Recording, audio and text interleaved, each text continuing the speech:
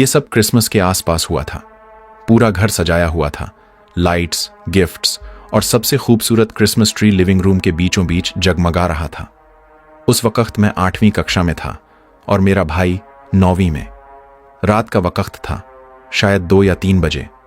सब गहरी नींद में थे। मेरी आंख अचानक खुल गई क्योंकि मुझे जोर की प्यास लगी थी। मैंने अपने कमरे की हल्की आवाज में दरवाजा खोला और धीरे धीरे किचन की तरफ जाने लगा।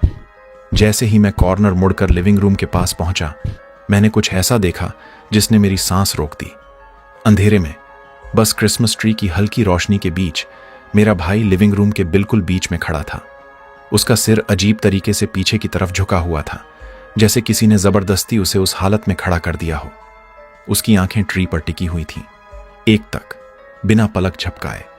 ऐसा लग रहा था जैसे वो ट्री को घूर नहीं रहा, बल्कि उसकी रोशनी के अंदर कुछ ढूंढ रहा हो। उसके हाथ में 3 ऑर्नामेंट्स थे, 2 शाइनी ग्लास बल्ब्स और एक छोटा सैंटा का स्टफ्ड ऑर्नामेंट। उसका चेहरा एक्सप्रेशनलेस था, न खुशी न गुस्सा, कुछ भी नहीं। पहले मैंने सोचा शायद वो सो नहीं पा रहा था और ट्री को एडमायर कर रहा था, या शायद ऑर्नामेंट्स गिर गए होंगे और वो उन्हें वापस लगा रहा होगा। मैंने उससे कुछ नहीं कहा और सीधे किचन की तरफ बढ़ गया। जैसे ही मैंने पानी का गिलास भरना शुरू किया, अचानक क्रैक की तेज आवाज आई। ट्री हिलने लगा। मेरी धड़कन तेज हो गई। मैंने फौरन पीछे मुड़कर देखा।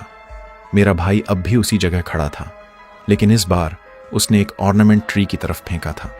ऑर्नामेंट ट्री से टकराकर नीचे गिरा और हल्की आवाज की गूंज पूरे घर में फैल गई।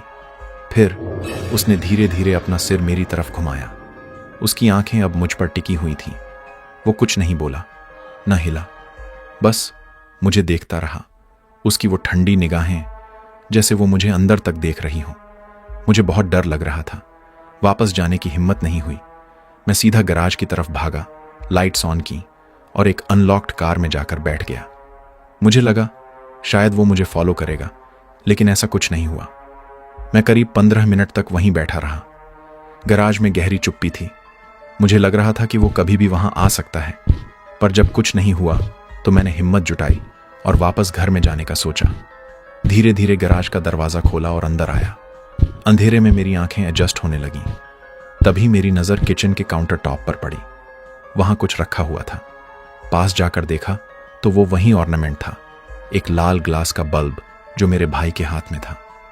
वो वहां कैसे आया? मैं एक पल के लिए ठिठक गया। डरते डरते मैंने लिविंग रूम की तरफ झांका। मेरा भाई वहां नहीं था। शायद वो अपने कमरे में वापस चला गया था। उस रात और कुछ नहीं हुआ, पर जो हुआ वो आज भी मेरे साथ है।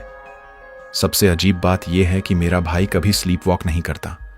उसने ना इससे पहले और ना इसके बाद ऐसा कुछ किया। जब मैंने उससे पूछा तो उसने बस मुझे ब्लैंक एक्सप्रेशन दिया और कहा कि उसे कुछ भी याद नहीं। पर एक सवाल जो आज भी मुझे डराता है, अगर वो सो रहा था तो उसने मुझे फॉलो कैसे किया? और अगर वो जाग रहा था तो उस रात वो कौन था?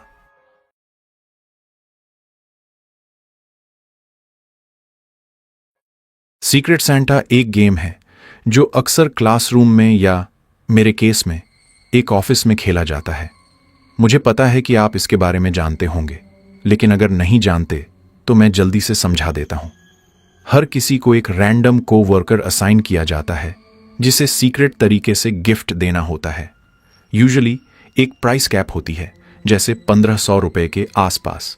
ये काफी इंटरेस्टिंग होता है क्योंकि इस बहाने कोवर्कर्स के बारे में कुछ नया जानने को मिलता है। ऑब्वियसली सब एक दूसरे के इंटरेस्ट्स के बारे में पता करते हैं। अक्सर तो बस क्यूट बातें निकलती हैं, जैसे कोई बड़ा और एंग्री लुकिंग बंदा फ्लावर्स उगाने का शौक रखता है। लेकिन इस बार कुछ अलग ही हुआ। इस बार मुझे एक ऐसे इंसान से गिफ्ट मिला जो ऑफिस का वियर्ड आईटी गाय था। उसका नाम मान लीजिए स्क्विड। स्क्विड काफी ऑकवर्ड बंदा था, लेकिन अपने काम में एक जीनियस। मुझे टेक के बारे में ज्यादा कुछ नहीं पता, बस स्प्रेडशीट्स, ईमेल और अमेजन तक ही लिमिटेड हूं। अब मैं एक सीक्रेट कलेक्टर हूं, वियर्ड से बिग हेडेड टॉयज का, जो फंको पॉप्स कहलाते हैं। लेकिन मेरा कलेक्शन सिर्फ गेम ऑफ थ्रोन्स के कैरेक्टर्स का है। एक मजाक से शुरू हुआ जॉन स्नो का एक टॉय लेकर, और धीरे धीरे पूरा कलेक्शन बन गया। मेरे रूम के शेल्फ पर Jamie Lannister, the hound, snow, night king, Tyrion, Danny सब हैं। लेकिन एक फिगर था जो मुझे कभी नहीं मिला। टीरियन लैनिस्टर का वो वर्जन जिसमें वो बैटल आर्मर और स्कार के साथ है, जैसे सीजन 2 के ब्लैक वाटर एपिसोड में था। अब बात यह है कि मैंने कभी अपने काम के किसी भी कॉलीग को अपने इस ऑब्सेशन के बारे में नहीं बताया था। एक दिन सीक्रेट सेंटा असाइन होने के बाद मुझे स्क्विड एक हॉबी स्टोर में मिला। वो मुझे वहां देखकर नर्वस लग रहा था और मैंने उससे बचाव कर लिया। लेकिन जब सीक्रेट सेंटा के दिन गिफ्ट्स एक्सचेंज हुए, स्क्विड ने मुझे वही फंको पॉप गिफ्ट किया जो मैं ढूंढ रहा था, टीरियन विद बैटल स्कार। मुझे समझ नहीं आया कि उससे ये कैसे पता चला। जब मैंने पूछा तो उसने बोला कि उसने बस गेस किया था, लेकिन ये मुझे काफ़ी क्रीपी लगा। मैंने उस टॉय को घर ले जाकर एक कोने में रख दिया और भूल गया। स्क्विड बार बार पूछता था कि मैंने उसे डिस्प्ले किया या नहीं, और मुझे झूठ बोलना पड़ा कि हाँ, मैंने कर दिया। लेकिन वो मेरे झूठ को पहचान गया। एक दिन मैंने उस टॉय को डस्टबिन में डालने का सोचा, लेकिन पहले मैंने बॉक्स चेक किया। मुझे बॉक्स पे मास्किंग टेप दिखा और टॉय का वेट ज़्यादा लगा। जब मैंने टॉय का हेड खोला तो एक छोटा सा कैमरा उसके अंदर था जिसमें एक रेड लाइट जल रही थी। मुझे तब समझ आया कि स्क्विड मुझे स्पाई कर रहा था। मैं तुरंत उस टॉय को एचआर के पास ले गया, लेकिन स्क्विड अगले दिन काम छोड़कर चला गया। पुलिस ने उसे स्टालर चार्जेस में पकड़ा। उसने एक्सेप्ट किया कि उसने मेरा गूगल अकाउंट हैक किया था जो मैंने ऑफिस कंप्यूटर पर लॉग इन छोड़ दिया था। उसने मेरे जीपीएस से मेरी लोकेशन ट्रैक की और मेरे प्राइवेट मोमेंट्स स्पाई करने की कोशिश की। मैंने अपने सारे ऑनलाइन अकाउंट्स डिलीट कर दिए, नई आईडीज बनाई और अपनी डिजिटल सिक्योरिटी को टाइट कर दिया। अब मुझे हमेशा डर लगता है कि मेरे बारे में और कितनी इन्फॉर्मेशन इंटरनेट पर हो सकती है। आप लोगों से बस ये कहना है, अपनी पर्सनल इन्फॉर्मेशन को लेकर हमेशा अलर्ट रहिए, स्पेशली ऑफिस कंप्यूटर्स पर। पता नहीं कौन देख रहा हो।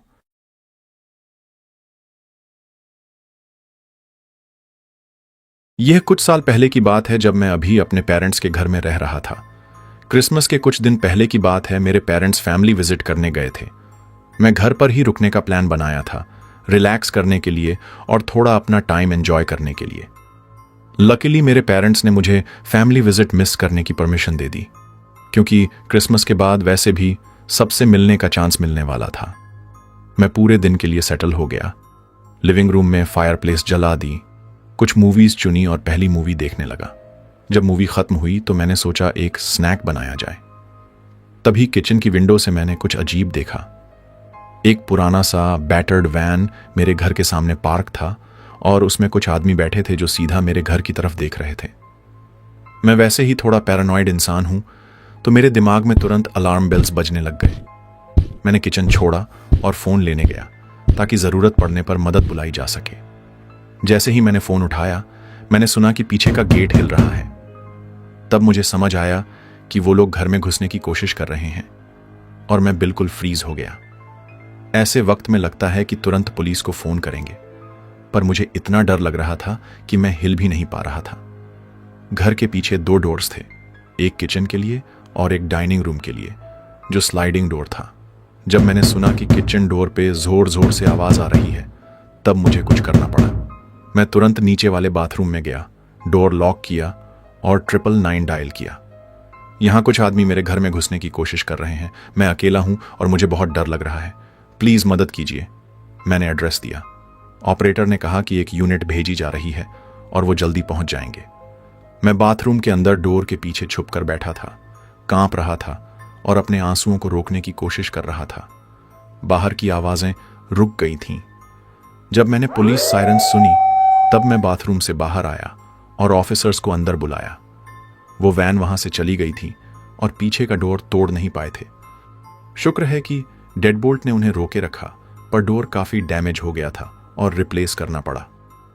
पुलिस ने बताया कि आसपास के एरिया में रिसेंटली काफी बर्गलरीज हुई हैं और ये लोग शायद क्रिसमस शॉपिंग चुराने की कोशिश कर रहे थे। मेरा घर शायद इसलिए खाली लगा क्योंकि ड्राइववे में कोई कार नहीं थी। मैं सोच भी नहीं सकता कि अगर वो लोग अंदर आ जाते और मुझे देख लेते तो क्या होता। वो लोग कभी पकड़े नहीं गए और मैंने उस वैन को फिर कभी एरिया में नहीं देखा। मतलब वो लोग अभी भी वहां बाहर कहीं हैं, पर उस दिन का डर मेरे जहन में अब तक है और मैं अब कभी भी अपने घर की सिक्योरिटी के मामले में समझौता नहीं करूंगा।